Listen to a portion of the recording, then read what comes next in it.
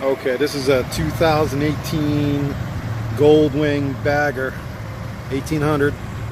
I'm a previous owner of a Honda Valkyrie with the GL 1800 motor, 2014, and the performance on this motor is way above beyond what the previous model was, so far as performance is concerned. I put it in sport mode, as I usually do, because I like sport mode, and it's got plenty of power. Rides beautiful. Rides Cadillac. It's smooth, well mannered. The only difference is that it's got that double wishbone front suspension on it,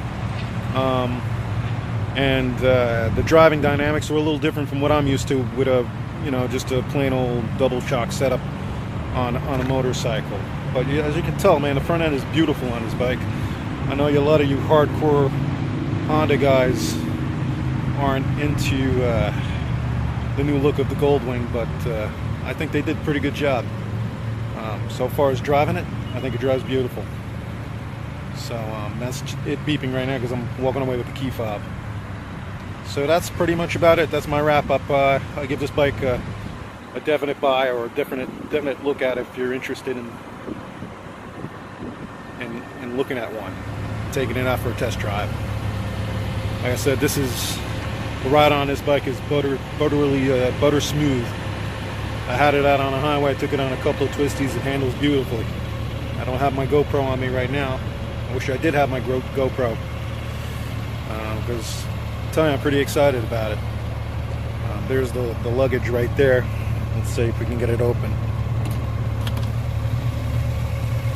It's pretty decent. You can fit some helmets in there, some bags. Alright, so that's pretty much about it. That's my quick wrap up on the 2018 Honda Goldwing. As you can see, they changed the motor up. It's smaller than what it was last year, but it's got more power. Instead of 2 valves per cylinder, it's got 4 valves per cylinder. You still got the cutouts for your fogs there.